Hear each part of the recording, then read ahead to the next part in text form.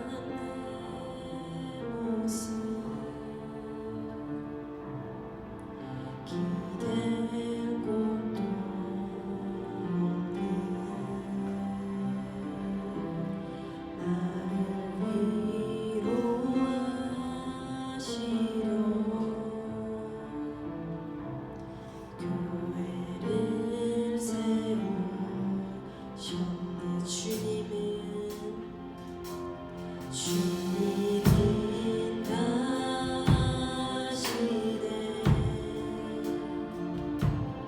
내가 넘어진 곳도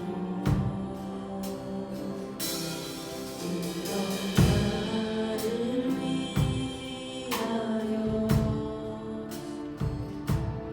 교회로 세운 준비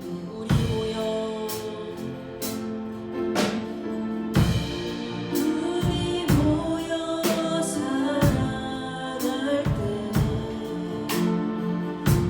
주님 위로하시네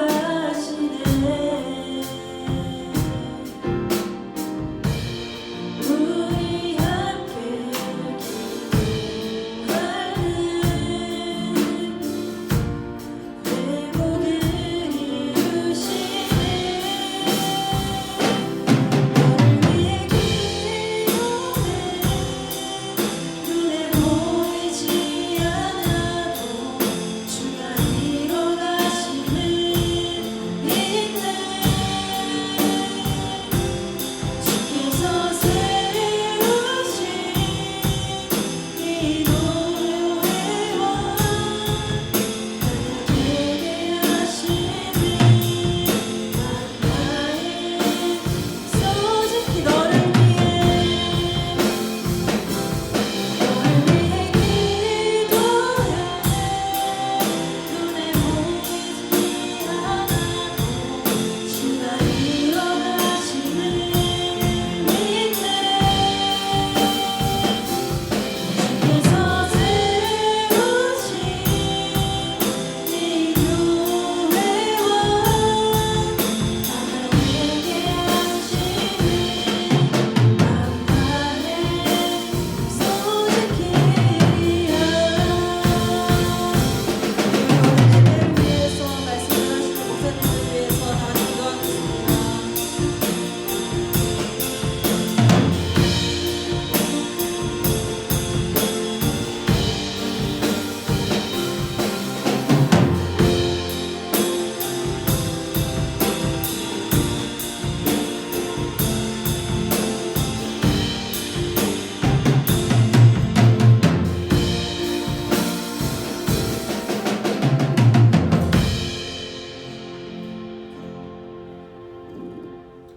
하나님의 말씀은 창세기 2장 7절의 말씀입니다.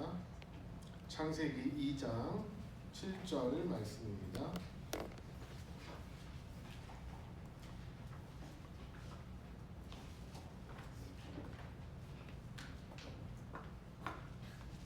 우리는 왜 예배드려야 하는가라는 제목을 가지고 하나님의 은혜의 말씀을 같이 나누도록 하겠습니다.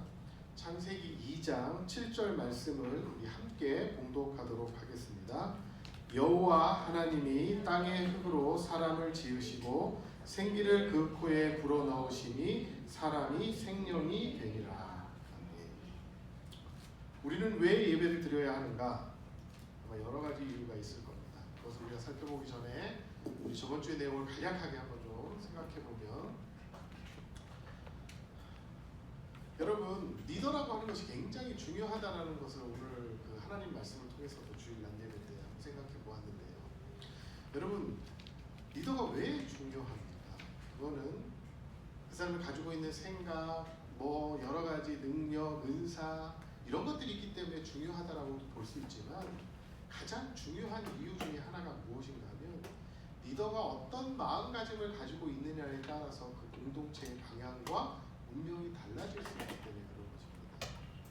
여러분, 그래서 우리나라에 현재 펼쳐져 있는 여러 가지 상황을 보면 리더의 중요성을 아마 더 잘 알게 될 것입니다. 여러분, 우리가 하나님 앞에 제사를 드리는 데 있어서, 즉 예배를 드리는 데 있어서, 여러분, 우리의 삶이요, 이 리더의 방향과 맞춰서 같이 나가는 게 굉장히 중요합니다. 우리의 가장 큰 리더는 누구입니까? 바로 주님이시죠. 그 다음에 그 주님이 하신 말씀이죠.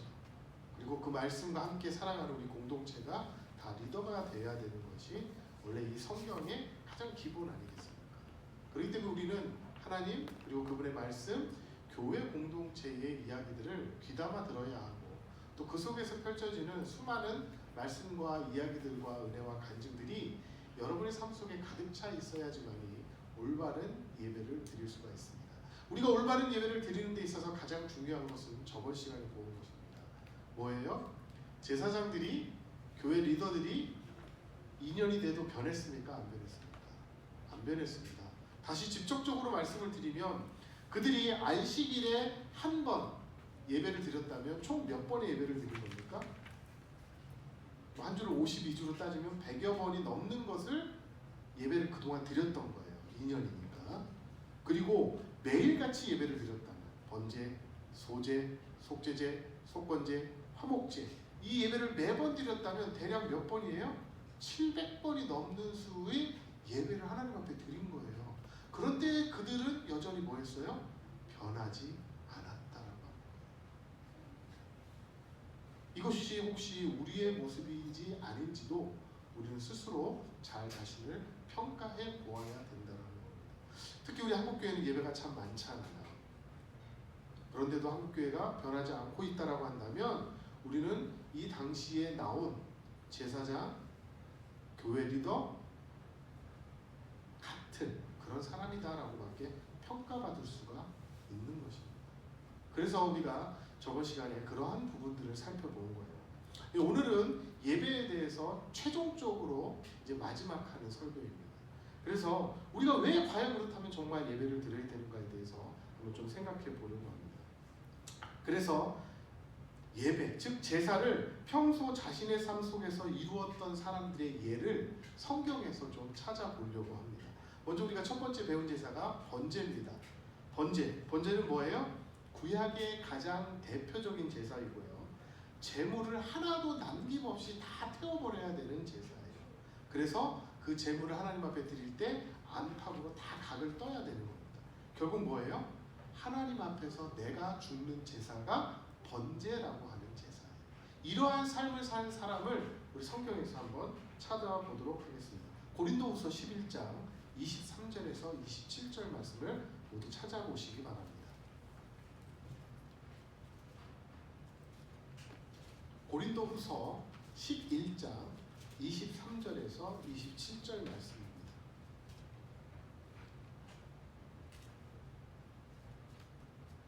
우리 함께 읽도록 하겠습니다. 그들이 그리스도의 일꾼이냐 정신없는 말을 하거니와 나는 더욱 그리하도다.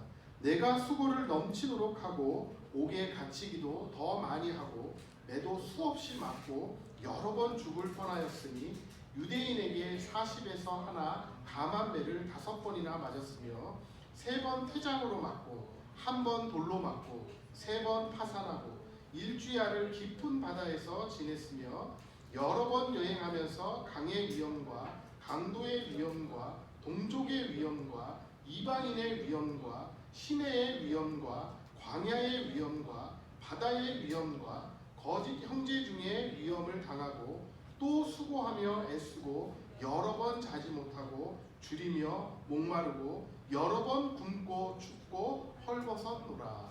아까 파선입니다. 제가 잘못 읽었죠. 여러분 이러한 삶을 산 사람이 누구예요? 예, 바울입니다. 즉 번제의 삶을 살아간 사람은 누구다? 성경에서 바로 바울과 같은 분이다라는 거예요. 우리는 바울을 신약성경을 많이 쓴 그런 분이다 정도로 알고 있지만 실질적으로 그의 삶을 조명해 보면 바울은 어떤 삶을 살았습니까? 이런 우리가 읽은 온갖 고난의 과정을 거치면서 자기 자신을 번제로 드린 삶을 그러한 사명을 갖고 살아간 사람이다라는 거예요. 그는 자신의 삶을 철저하게 그리스도에게 바친 삶을 살아갔다는 겁니다. 그래서 오직 주님께 자신을 의탁하며 모든 것을 드린 삶을 살아가신 인물이 바로 바울입니다. 즉 뭐예요? 그는 번제의 삶을 살아가는 거예요. 자신을 죽이면서까지 하나님 앞에 예배드리는 삶을 사는 것이 바로 바울의 모습인 것입니다. 그래서 우리 그리스도인들도 이 모습을 본받아서 어때요? 예배 가운데 내가 죽는 연습을 자꾸 해야 됩니다. 내가 고난받는 연습을 자꾸 하셔야 된다는 거예요. 그것을 가지고 왜 고난이 왔나 고민하고 어려워하고 아파하기보다는 하나님께서 나에게 허락하시고 내가 죽는 방법, 내가 하나님께 드리는 방법임을 깨닫고 우리는 그것을 감내하며 하나님 앞에 감사하며 나갈 줄 아는 그런 바울의 신앙의 모습을 우리는 소유해야 될 것입니다. 두 번째로 이 제사가 뭐예요? 소제라고 하는 제사를 우리가 배웠습니다.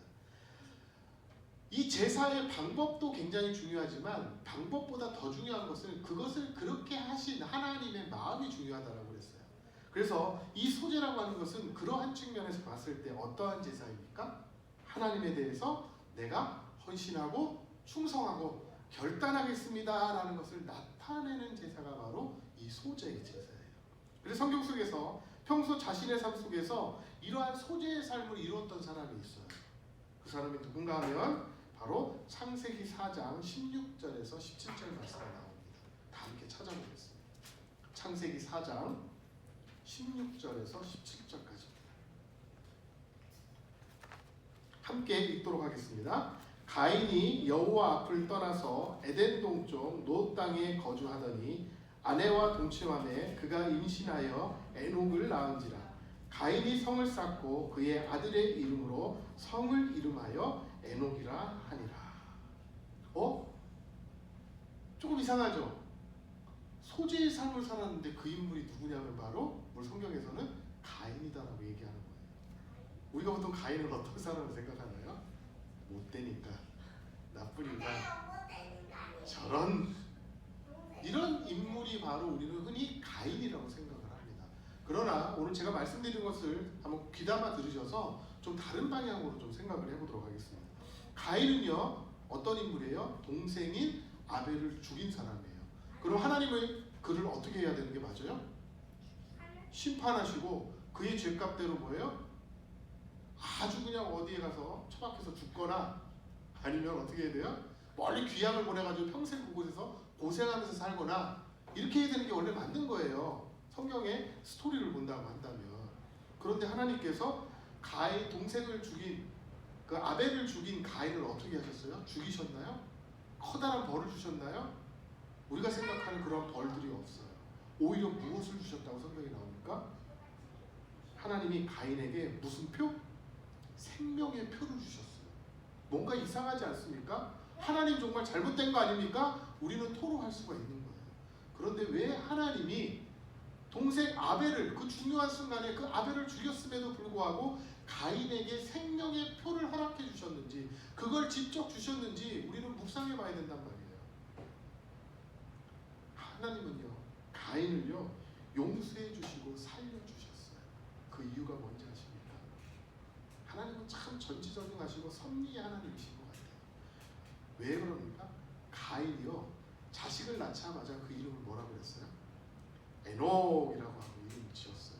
그리고 그들이 사는 주소의 이름을 뭐라고 바꿨어요? 에녹이라고 했어요. 그러면 뭐가 중요한 거예요 여기서? 에녹이 무엇일까? 그 말뜻이 굉장히 중요한 거예요. 그럼 에녹이라는 말뜻이 무엇이냐? 자신이 낳은 자식의 이름을 에녹이라고 지었고 자신이 사는 도시의 이름까지 에녹으로 바꿔버렸어요. 그래서 이 에녹이라는 말이 굉장히 중요한데, 에녹이라는 말은 히브리어 말로 봉사라고 하는 뜻이에요. 봉사.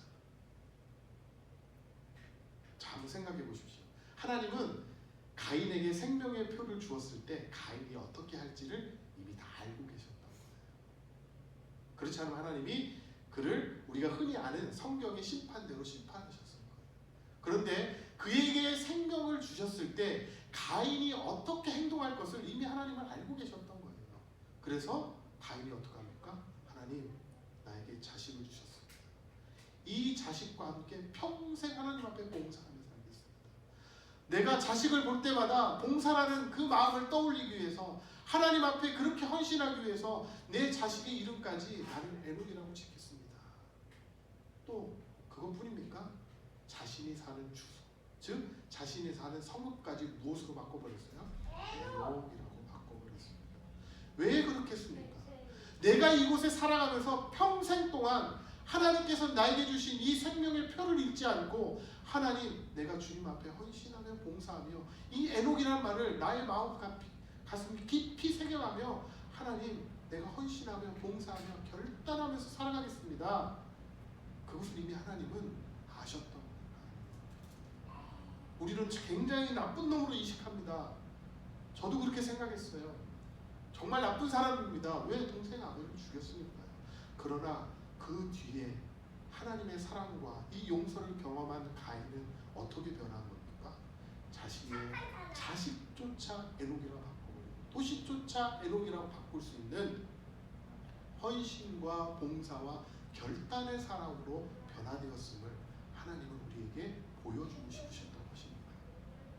즉 가인은 하나님께 죄를 지어서 죽을 수밖에 없는 나였는데 이렇게 살려주셨으니 나의 아들과 더불어서 내가 살아가는 이 도시에서 평생 동안 봉사와 헌신의 삶을 살겠다라고 하는 그러한 고백과 결심과 그러한 삶을 살아간 것입니다. 우리는 가인을 형편없는 사람이라고 인식하고 있지만 어찌 보면 가인은요 우리보다 헐 대단한 사람인 것입니다. 우리보다 훨씬 나은 사람일 수 있는 것입니다. 이 부분에 대해서는 여러분들이 한번 돌아가서 더 깊이 이런 방향으로도 한번 묵상해 보시기 바랍니다. 가인이 죄가 없었던 게 아니에요. 정말 잘못한 죄를 했어요. 그러나 그 용서를 경험했을 때 내가 어떻게 해야 되는지, 내가 어떤 사람을 대해야 되는지를 보여주고 있는 겁니다. 그래서 가인은요 하나님 앞에 지실 때 소재의 삶을 살았던 사람이 바로 가인이라고 말씀드릴 수가 있는 겁니다. 세 번째로의 제사가 우리가 속죄제를 보겠습니다. 여러분 속죄제라고 하는 건 뭐예요? 내 삶 가운데서 내가 범죄를 인식할 때마다 드리는 제사예요. 그래서 이 제사는요 입으로 시작을 해서 무엇으로? 자신의 삶으로 완성시키는 제사가 바로 속죄제입니다. 하나님 나 잘못했어요. 끝! 이게 아니란 말이에요. 하나님 정말 제가 잘못했습니다. 깊은 하나님 앞에 회개를 하고 무엇으로? 자신의 삶으로 하나님 앞에 영광 돌려야 되는 거예요. 거기서 고백으로만 끝나면 안 된다라고 하는 것입니다.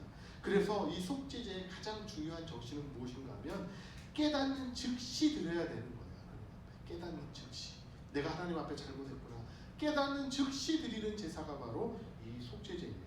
이러한 속죄제를 한 것은 우리가 같이 봤어요. 자, 사무엘하 12장 13절에서 14절 말씀에 보면 이렇게 되어 있습니다.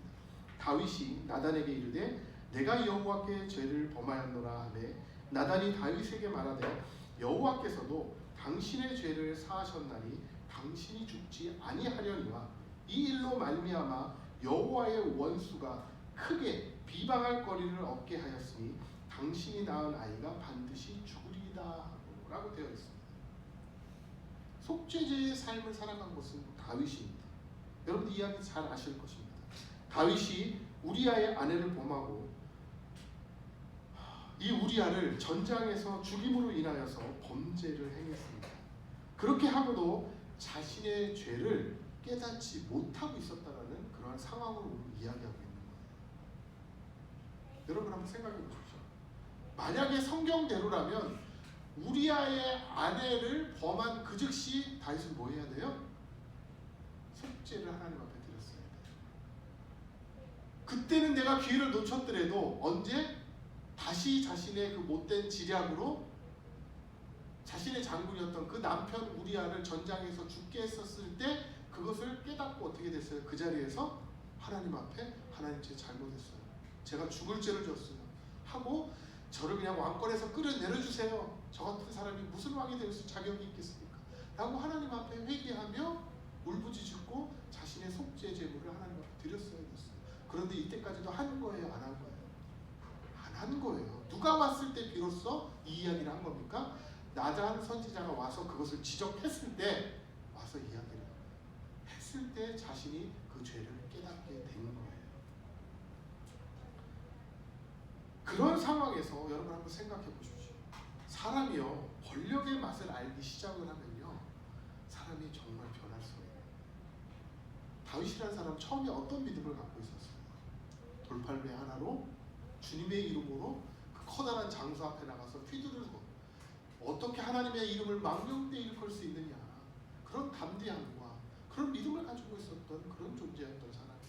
그런데 그가 왕이 되고 권력의 맛을 보기 시작하니까 어떻게 된 거예요? 이런 일에 굉장히 둔감한 사람으로 바뀌어가고 있는 거란 말이에요. 이것은 결국 무엇이에요? 권력을 맛보기 시작한 다윗이 죄인지 죄가 아닌지를 구분하는 영적인 일조차 서서히 무너져 갔다는 것. 이것을 구별할 수 있는 영적인 능력조차 다윗은 점점 권력으로 인하여서 그것이 무너져 갔다라고 하는 사실입니다. 그렇기 때문에 내가 무엇인가를 이루었다라고 생각하는 그때를 목사님들이 항상 얘기하죠. 조심해라. 내가 뭔가 하나님 앞에 응답받았다고 하는 그때를 조심해라. 왜냐하면 이 맛을요, 하나님의 맛으로 봐야지 다른 권력이나 명예나 물질이나 다른 것으로 그것이 대체되는 순간요, 영이 무너지기 시작하는 거예요. 내 안에 계신 성령님이 나를 사용할 존재로 되어야 되는데 그것이 무너져가기 시작되는 것입니다. 죄를 깨닫지 못하는 다윗에게 하나님께서 나단 선지자를 보내서 그의 죄를 깨닫게 해주셨습니다. 그때 다윗이 한 고백이 뭐예요? 내가 하나님께 죄를 범하였습니다. 여러분, 이것이 쉬운 상황인 줄 아십니까? 아주 어렵고 힘든 상황입니다. 왜 그렇습니까? 지금 이 자리에 나단과 다윗만 있는 것이 아니에요. 만조백관, 즉 신하들 앞에서, 심지어는 뭐예요? 자신을 고피라는 여러 환관들 앞에서 어떻게 한 거예요? 나단이라고 하는 선지자가 왔을 때 그를, 죄를 밝히면서 꾸지람하고 있는 거예요. 여러분, 권력의 맛을 본 사람들이 이게 쉬운 줄 아십니까? 결코 쉽지 않아요. 여러분, 지금도 우리나라 현실을 보십시오. 똑같은 상황 아닙니까? 아마 그렇게 보셔야 될 거예요. 여러분, 예를 들어서 나단과 다윗이 지금 단둘이 독대를 해가지고 서로 이런 이야기를 나눴다라고 가정을 합시다. 그러면 보통 왕의 채통상 왕들은 뭐라고 대답을 할 것 같아요? 내가 잘못했습니다. 내가 정말 죄를 범했습니다. 이렇게 얘기하지 않아요. 보통은 어떻게 얘기합니까? 그래? 내가 한번 기도해보고 그것에 대해서 다시 한번 생각해볼게.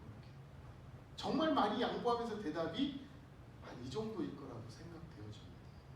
그런데 그런 상황도 아니고 모든 신하와 사람들 앞에서 다윗의 죄를 지적했을 때 다윗은 내가 죄인입니다 라고 말했다라고 하는 사실이에요. 죄를 범했을 그 당시, 우리아의 아내를 범했던 그 당시, 그를 죽였던 그 당시에는 고백을 하지 못했지만 그 죄를 깨닫는 즉시 다윗은 뭐 한 거예요? 하나님, 제가 죄를 범했습니다. 잘못했습니다. 요즘 사람처럼 기억이 나지 않습니다. 휠체어에 앉아서 이렇게 하지 않았다는 거예요. 보안상으로 이야기할 수 없습니다. 이렇게 이야기하지 않았다라고 하는 거예요.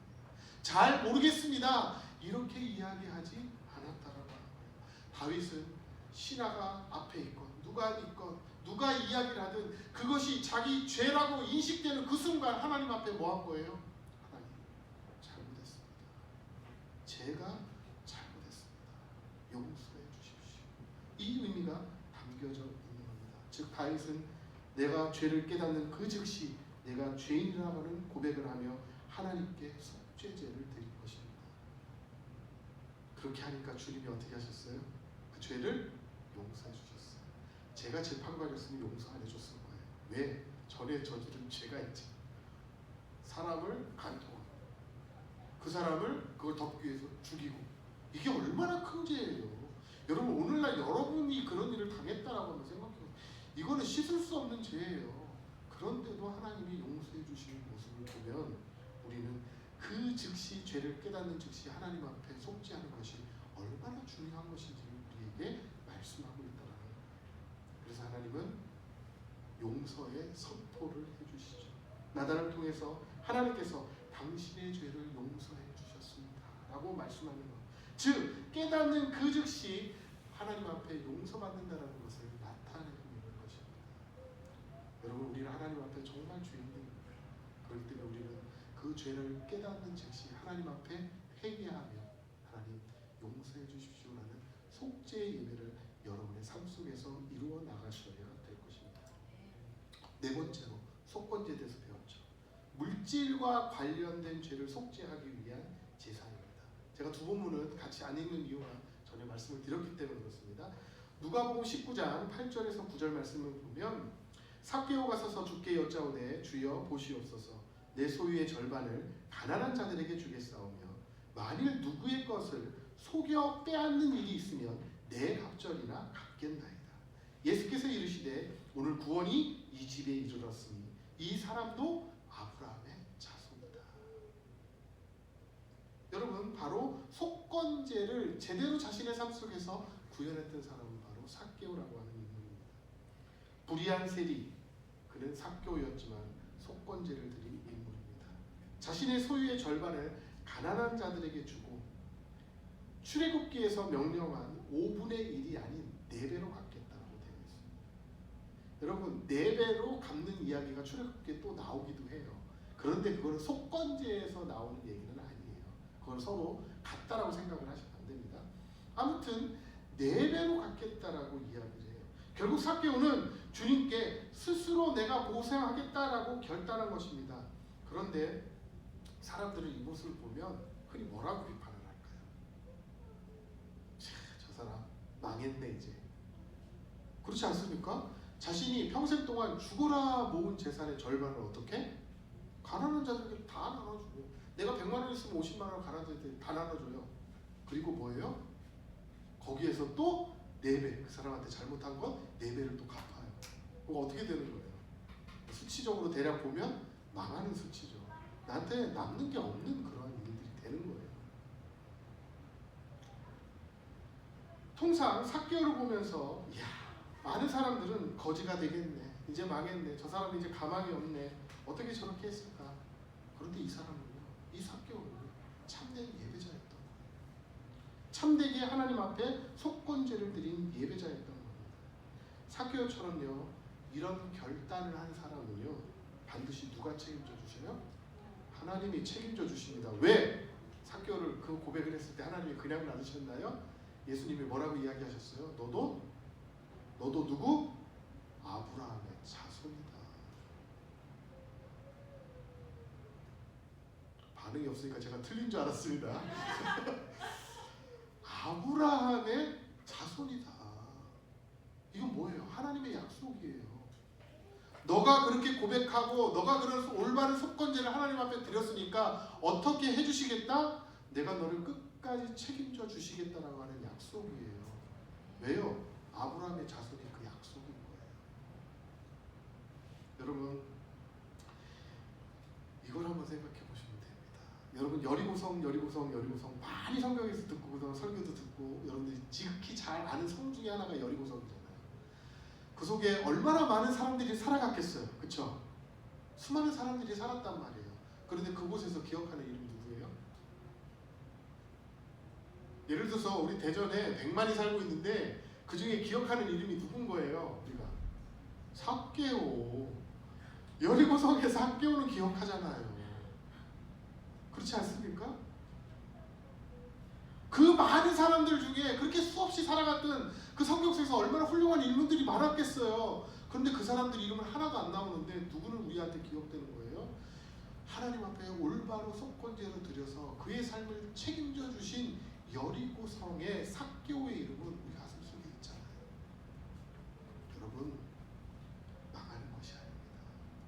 여러분께 다 없어지는 게 아니에요. 여러분의 그 소고가 사라지는 게 아니라는 거예요. 그것을 하나님이 보시고 평생 동안 나를 하나님의 아브라함 자손 삼아주시겠다고 약속해 주시는 것이라는 거예요. 여러분 대전에 살고 계시죠?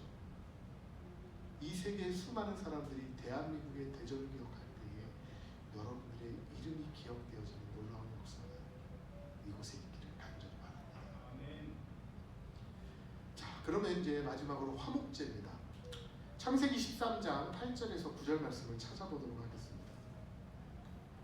화목제는요, 잔치와 축제의 제사로 무조건적인 나눔이 핵심인 제사가 바로 화목제입니다. 그러한 삶을 산 사람이 있는데 그것이 바로 창세기 13장 8절에서 9절 말씀에 나옵니다. 함께 읽도록 하겠습니다. 아브라함이 롯에게 이르되 우리는 한 친족이라 나나 너나 내 목자나 내 목자나 서로 다투게 하지 말자. 내 앞에 온 땅이 있지 아니하냐? 나를 떠나가라. 내가 좌하면 나는 우하고 내가 우하면 나는 좌하리라. 누구예요? 화목제를 평생 동안 잘 잘 그렇게 살아간 인물이 누구예요? 바로 아브라함인 거예요. 아브라함과 조카 롯이 이민을 갔습니다. 그런데 사업이 번창을 해서 양쪽의 가축이 많아지니까 어떻게 돼요?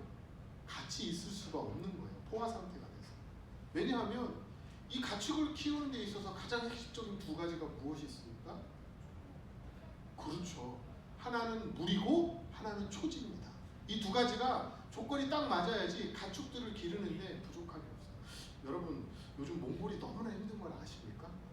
이 기후 이상 때문에 몽골이 주로 뭐를 해요? 목축업을 하잖아요. 그래서 방목을 막 해가지고 하는데 제가 알기로는 가축의 거의 90% 이상을 이번에 잃었답니다. 어마무시하죠. 그래서 이 유목민들이 대부분 이 도시로 밀려 들어와가지고 이 도시의 빈민가처럼 평생 목축업을 하다가 유목민으로 생활하다가 자기들이 기르는 것들이 뭐 소가 한 뭐 100마리 키웠는데 아침에 자고 일어나니까 10마리 죽고 그 다음날 10마리 죽고 10마리 죽고 남은 게 2마리밖에 없대요. 그러니까 그거를 팔아갖고 와가지고 이제 도시로 다 오는 거예요. 지금. 그 정도로 완전히 처참하다 무너졌다고 하더라고요. 유목민 생활이 지금. 뭐 조금 잘 된 데는 한 60% 70% 정도가 죽고 못한 데는 거의 대부분의 가축은 다 잃었다고 합니다. 그 완전 빈민가가 슬럼가처럼 이렇게 형성이 되어 있대요. 지금 몽골에. 여러 가지 지금 이제 사회적인 문제가 되고 있는데 그만큼 뭐예요? 토지하고 그 물하고 초지가 중요한 거예요. 풀이 자랄 수 없는 환경이 막 돼가는 거예요. 이상기후가 생겨서. 지금 상황도 비슷한 상황인 거예요. 뭐예요? 이들은 너무나 번창하니까 이상기후 때문에 그런 게 아니라 너무나 가축들이 많아지니까 뭐예요? 마시는 물도 더 많아져야 되고 뜯어 먹어야 될 풀도 더 많이 써야 됩니다. 그래서 같이 있을 수 없었던 상황이 지금 도래한 겁니다. 그래서 결국 어떻게 돼요? 아브라함의 자손의 가축들과 이 롯 가족의 그런 이 가축들 그 종들이 서로 좋은 초지, 좋은 물을 먹이려고 서로 다투다 보니까 경쟁을 하다 보니까 그게 다툼이 되고 나중에 싸움이 되고 결국 물과 초지의 다툼이 시작이 된 거예요. 그래서 결국은 어떻게 돼요? 어쩔 수 없이 헤어져야 될 만한 상황이 이제는 발생을 하게 된 거예요. 그런데 현재 이들 눈앞에 펼쳐진 모든 땅이 누구 거예요? 그렇죠. 하나님 거죠. 앞으로 우리 신지자매님 전세권은 하나님 겁니다. 다 누구 거예요? 하나님 거 맞죠. 근데 누구 거예요? 하나님 누구한테 주셨어요? 아브라함한테 주신 거예요. 그렇죠? 다 아브라함 거예요. 그게 믿어지십니까? 인식이 되세요? 아시겠어요? 눈앞에 펼쳐진 게 아브라함과 롯의 것이 아닌 다 누구 거예요? 아브라함 거예요. 그런데 그 아브라함은 자기 땅임에도 불구하고 뭐예요? 조카한테 먼저 선택권을 주는 거예요. 그게 바로 화목제라는 거예요. 그래서 아브라함은 뭐라고 얘기합니까? 네가 좌하면 나는 우측을 택할 것이고 네가 우하면 나는 좌측을 택할 것이다. 이게 바로 째바우 슐람이라고 하는 거예요. 화목제. 이게 바로 나눔의 최고의 모습이다라는 거예요. 왜 그런지 우리가 좀 살펴보겠습니다. 여러분 이것을 저도 굉장히 고민을 많이 하고 많이 생각을 해봤는데 여러분 단순히 네가 우하면 나는 좌하고 나는 좌하면 네가 우한다 이 정도 수준은 교회 학교 아이들 수준이라고 생각을 하시면 돼요. 예? 그렇게 한번 생각을 해보세요. 그리고 우리는 여기 속에서 하나님이 왜 이걸 더욱더 목사님이 화목제라고 얘기를 하실까라고 하는 것을 한 번은 좀 생각해 보시고 묵상을 해봐야 돼요. 자, 그럼 우리가 좀 이렇게 생각합시다. 아브라함의 전체 땅인데 그것을 나눠준 것만 해도 화목제인데 거기서 우리는 조금 더 한 단계만 더 앞으로 좀 나아갔으면 좋겠어요. 아브라함이요 하나님 앞에서 죽는 삶을 살지 않았다면 절대 이렇게 말하고 행동하지 못했을 거예요. 즉 아브라함은 번제의 삶, 속죄제의 삶, 소제의 삶, 속건제의 삶을 다 화목제의 삶까지 다 사는 사람이기 때문에 이렇게 할 수 있었다라고 하는 거예요. 우리 신지자매가 100만 평의 땅을 가지고 있습니다. 정말 저도 없는 가서 옆에 붙어 있고 싶어요. 그런데 그것을 쉽게 야 네가 가르치면 언니 아니 동생이라고 할까요? 우리 태지 저 선생님한테 야 이리 와봐. 네가 네가 네 앞에 보이는 거 여기부터 여기까지라고 하면 내가 그거 다 줄게 그냥. 자신 있으십니까? 아니 절대 못하죠.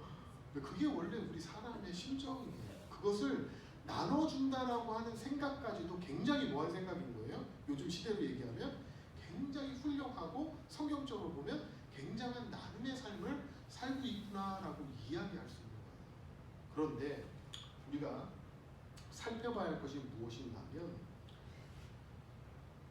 이러한 모습을 보고 세상 사람들은 뭐하냐면 야 신지 정말 멋있다 이런 말도 하겠지만 쟤 왜 저렇게 바보 같은 결정을 했지? 100만 평을 내가 잘 바꿔서 동생 어려울 때 태지 어려울 때 도와주면 되잖아. 그렇게 하면 되지. 뭐 하려고 이렇게 땅덩이를 뚝 떼다가 이렇게 줄까? 저 사람 고생길만 남았네, 망했네, 왜 저런 판단? 이렇게 평가하는 게 바로 우리 사람들이란 말이에요. 근데 하나님은 절대 그렇게 평가를 하지 않는다는 거예요. 저렇게 양보하고 살아가면 앞으로 아브라함은 어떻게 살아가지? 저렇게 양보하고 살면 우리 신지는 어떻게 살아가지? 우리는 그런 고민을 가질 수밖에 없다라고 하는 거예요. 저렇게 양보하면 어떻게 살아가지? 이 생각이 드는 순간 우리는 더 이상 화목제의 예배자가 아닌 거예요. 왜 그러느냐? 우리가 봐야 하는 것은 우리의 삶을 이렇게 화목제를 드릴 때 하나님께서 아브라함을 믿음의 조상으로 세워주듯이 나를 책임져 주신다는 그러한 생각과 믿음을 결코 잊어서는 안 된다는 거예요. 여러분, 하나님이 나를 이 모습을, 이 결정을 보고 듣고 그것을 위한 하나님의 아름다운 섭리를 계획하고 계신다면 우리는 그것을 그렇게 해도 뭐예요? 전혀 문제될 게 없다라는 거예요. 여러분 한번 생각해 보십시오. 롯은 어디를 택했어요? 자, 소돔과 고모라라고 하는 것을 선택하게 되죠. 선택권을 받은 이 롯은 소돔과 고모라라고 하는 땅, 그쪽에 넓은 땅과 아주 눈에 보기에도 좋은 땅을 선택을 해서 그곳으로 갔습니다. 그리고 아브라함은 뭐예요? 자신이 거주하는 그 가나안 땅으로 그곳으로 가서 전에처럼 그렇게 생활을 하게 됩니다. 철저한 우리 인간적인 눈으로 보면 양보죠. 100만 평이 있는데요. 50만 평, 태지의 기준 50만 평은 아주 멋있는 도시가 건설되어 있고 내가 살아갈 수 있는 모든 문화적인 시설이 다 되어 있고 교통도 편하고 너무나 아이들 교육시키기도 좋고 내가 무슨 일을 하든지 얼마든지 직장을 구할 수 있는 아름다운 곳이에요. 그런데 그런 곳을 태지가 선택해서 가지고 가고 나는 어느 곳에 여전히 척박하고 어려운 그 땅에 돌멩이를 개간해야 되고 뭐라도 하나라도 먹어야 되면 그 땅을 개간해야 되는 곳을 결국 남겨줘서 그곳으로 갔다. 그렇게 했었을 때 사람들은 그걸 뭐라고 생각한다는 거야. 아까 이야기했듯이 제 잘못된 선택을 했네. 네가 먼저 그것을 딱 선택해놓고 이 땅을 줬어야지. 등등등등등. 아브라함은요 자신이 거주하는 그 척박한 땅으로 다시 돌아갔습니다. 여러분 이것이 무엇을 의미하는 걸까요? 무조건적인 나눔만을 의미하는 걸까요? 무조건적인 나눔이라고 한다면 우리 인간은요 솔직한 심정으로 서운하고 하나님께 실망스러울 수밖에 없어요. 왜 하나님 그래도 50만 평 중에 한 10,000평은 좋은 땅 좀 주시지. 우리 그런 마음이 있잖아요. 솔직한 심정으로 조금 더 좋은 거 하나님 조금이라도 좀 주시지. 그런 고민들이 있잖아요. 그런데요 이 척박한 땅은요 원래 하나님이 계획하신 아브라함에게 마땅히 돌아가야 할 땅이었던 거예요. 여러분 그것을 기억하시기 바랍니다. 이 말이 무엇인지는 여러분들이 좀 더 한번 말씀을 보면서 생각해 보시면 이 시간에 다 설명을 할 수가 없어요. 이것이 무엇이냐면 아브라함은 선택권을 롯에게 주었음에도 불구하고 아브라함은 원래 자신이 하나님이 계획한 그 땅이 누구였던 거예요? 어디였던 거예요? 지금 아브라함이 받은 그 땅이었던 거예요. 소돔과 고모라가 있는 좋은 땅을 하나님이 아브라함을 위해서 계획하시고 준비해 놓으신 게 아니라 어디를? 지금 살고 있는 그 척박한 땅을 하나님이 섭리로 변화시키고 그것이 앞으로 아브라함이 대대손손 받아 누리게 되는 아름 땅으로 바꿀 계획을 가지고 계셨던 거예요. 그래서 결론이 어떻게 됩니까? 롯이 자기 눈에 보였던 그 아름답고 좋은 땅이 결국 자신에게 어떻게 돼요? 나중에 멸망의 땅으로 바뀌게 되잖아요. 아브라함이 그 땅을 선택했다면 어떻게 되겠습니까? 믿음의 조상이 되었을까요? 이스라엘 백성들이 그 믿음을 가지고 정착하는 아름다운 땅이 됐을까요? 롯의 사람들처럼 다 어떻게 돼요? 부패하고 타락하고 결국 그래서 하나님의 멸망을 받을 수 없는 것이 됐다는 거예요. 여러분 그것을 우리 삶에 적용한다면 우리의 나눔과 양보가 어떻다는 거예요? 나에게 주시는 최선의 것을 하나님이 주신다는 거예요. 내 눈에 보이기에 당장은 뭐예요? 그것이 최고로 보이겠지만 양보한 것이 최고인 것처럼 보이겠지만 결국은 하나님께서 그렇게 화목제사를 살아갈 사람들에게 뭐예요? 섭리를 가지고 계시다는 거예요. 계획을 가지고 계시다는 거예요. 그것이 가장 아름다운 그 사람의 삶이 될 거라는 것을 우리는 위로 짐작할 수 있다라고 하는 것입니다. 내가 양보하면 그것은 이제 더 이상 내 것이 아닙니다. 내 것 아닌 것을 롯에게 준 것처럼 내가 양보하고 화목제의 삶을 살아갔을 때에 내가 다른 사람에게 준 것은 내 게 아닌 거예요. 이해가 가세요? 그렇게 되는 거예요. 한 발짝 나아간 믿음의 신앙이 바로 이런 거라는 거예요. 아, 믿음으로 좌했으면 좌하고 나는 우했으면 그 선택 너무나 잘했어. 여기서 끝나는 게 아니라 그 양보한 곳조차 욕심이 생긴다라고 한다면 그것이 아니라 그것은 원래부터 내 것이 아니다. 원래부터 그것은 그 사람 것이고 나를 향한 하나님의 놀라운 내 것을 향한 계획이 있다. 네 거 아닌 내 거 아닌 내 거 아닌 그게 갑자기 생각이 나는데 그런 거예요.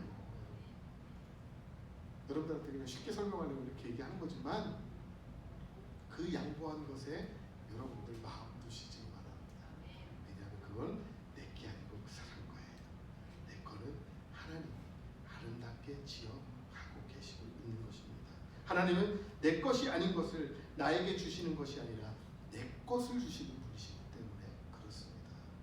이 아브라함의 이 삶을 여러분 한번 집에 가서 좀 묵상해 보세요. 그리고 그 속에서 정말 내가 드려야 될 화목제의 기본 정신과 하나님 앞에 다른 사람들과 나눠야 되는 기본 정신이 어떤 것들을 찾아가시면 된다고 하는 거예요. 여러분 그래서 이런 화목제의 삶을 살아간 사람이 바로 아브라함입니다.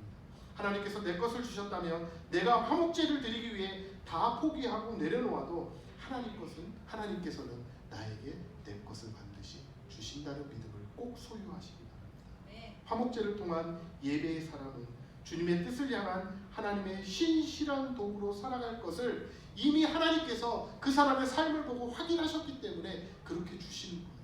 그냥 무턱대고 주시는 게 아니라 내 것을 나의 것을 하나님이 섭리하고 계획해 놓으신 것을 이미 내가 너를 그렇게 하나님의 도구로 사용할 확신이 들었기 때문에 하나님이 그렇게 주시는 것입니다. 아브라함처럼. 그런 화목제의 은혜를 여러분의 삶 속에 누리며 살아가시기를 바랍니다. 그러면 우리가 예배를 드려야 하는 이유를 딱 한 가지로 말씀드리고 오늘 말씀을 정리하려고 합니다. 우리가 처음에 인간에 대해서 배웠을 때 인간은 무엇과 무엇으로 이루어진 존재라고 했습니까? 오늘 본문의 말씀처럼 뭐 플러스 뭐 잊어버리면 안 됩니다. 저랑 같이 있는 동안에는 늘 확인할 겁니다. 뭐 플러스 뭐 사람은 흙 플러스 뭐 하나님의 생기 이것으로 되어 있는 게 우리 인간입니다. 그러면 여러분들이 좋아하는 애완동물은 뭘로 된 거예요? 흙! 우리와 차원이 틀린 겁니다. 여러분 잘 아셔야 돼요. 짐승은 하나님이 뭐예요? 흙으로 빚어서 만드셨지만 사람은 뭐예요? 그러기에 하나님의 생기를 부어 넣어주셨다라고 하는 것이 틀리다라는 거예요. 그 이유가 바로 그렇게 만드셨기 때문에 우리는 예배드려야 된다는 거예요. 결국 우리가 하나님 앞에 예배드려야 되는 이유는 딱 한 가지로 말한다면 결국 이렇게 말씀드릴 수가 있습니다. 짐승의 삶으로부터 우리를 구별하기 위해서 동물의 삶으로부터 우리를 구별하기 위해서 우리는 예배드려야 됩니다. 우리가 예배의 삶을 드리지 않는다면 우리는 무슨 삶? 이 짐승보다도 못한다. 이렇게 되는 거예요. 짐승보다도 못하는 거예요. 아시겠어요? 그렇기 때문에 우리는 하나님 앞에 예배드려야 됩니다. 우리는 짐승과 같거나 오히려 짐승보다 못한 존재가 되는 것입니다. 예배를 드리지 않을 때 우리는 그렇게 되는 것입니다. 내가 하나님과의 예배를 통해서 주님과 영적인 관계를 맺는 거예요. 왜? 동물을 없는 하나님의 생기가 우리 가운데 있기 때문에. 흙 플러스 하나님의 생기가 합쳐져서 무엇이 되었다? 생명이 되었다. 쉬운 말로 바꾸면 생명이 되었다는 거예요. 즉 우리는 하나님과 영적인 관계를 맺음으로 어떤 존재가 되어야 된다? 생명 있는 존재가 된 것이다라는 거예요. 그렇기 때문에 우리는 예배를 통하여서 하나님과 끊임없는 영적인 대화를 하셔야 된다고 하는 겁니다. 짐승은 흙으로 창조되었고 사람은 흙과 하나님의 생기로 창조되었기 때문에 그래서 생명이 된 우리는 인간은 이런 사람들은 짐승과 달리 영적인 존재이므로 하나님 앞에 예배드려야 된다는 것입니다. 여러분들이 교회 예배 속에서 개선해 나가야 할 것이 무엇입니까? 여러분들이 삶의 예배 가운데서 개선해 나가야 하는 것이 무엇입니까? 여러분들 그것을 찾아 참된 예배자가 되시고 예배드리시기 바랍니다. 하나님께서 세우신 번제, 소제, 속건제, 속죄제, 화목제에 담긴 그분의 뜻을 기억하시면서 드리는 예배가 바로 신령과 진정으로 드리는 예배인 것입니다. 여러분 왜 예배를 드리십니까? 바로 짐승이 되지 않기 위함입니다. 우리를 처음 창조하신 그 하나님의 형상대로의 삶을 살기 위해서 주님께서는 우리에게 예배하라고 이야기하고 계신 것이고 그러한 예배자를 하나님께서는 찾고 계시는 것입니다. 여러분 그러한 삶을 살기 위해 항상 교회에서 여러분의 삶 속에서 하나님의 뜻하시는 아름다운 예배를 완성해 나가는 우리 멋있는 우리 대전 둔산교회 사랑의 지체 되기를 간절히 축원드립니다. 기도하겠습니다. 사랑과 은혜가 많으신 하나님 감사를 드립니다. 저희가 몇 달에 걸쳐서 예배에 대해서 생각하고 고민하고 묵상하고 기도했습니다. 주님, 우리가 하나님 앞에 참된 예배자로 세움받게 하여 주시고 그 세움 속에서 참된 예배가 있게 하여 주옵소서. 주님의 뜻을 기억하고 주님의 마음을 기억하고 하나님이 전해주신 말씀을 기억하여서 우리가 하나님 앞에 참된 예배자로서의 삶을 살아가는데 부족함이 없도록 채우시고 우리의 믿음을 더욱더 성장시켜 주시옵소서. 그리하여서 우리의 삶을 보고 더욱더 많은 자들이 예배자가 되게 하시고 하나님 앞에 참된 예배의 삶을 살아갈 수 있도록 인도하여 주옵소서. 이제는 우리 주 예수 그리스도의 은혜와 하나님 아버지의 무한하신 사랑하심과 성령님의 역사 교통 충만케 하심이 날마다의 삶 속에서 참된 예배자로서의 삶을 살아가기를 소망하는 우리 대전 둔산교회 사랑의 지체들과 이 땅의 모든 그리스도인들과 하나님의 복음을 위해 말씀을 위해 헌신하는 모든 이들 가운데 지금부터 영원까지 함께 하시기를 간절히 축원하옵나이다. 아멘.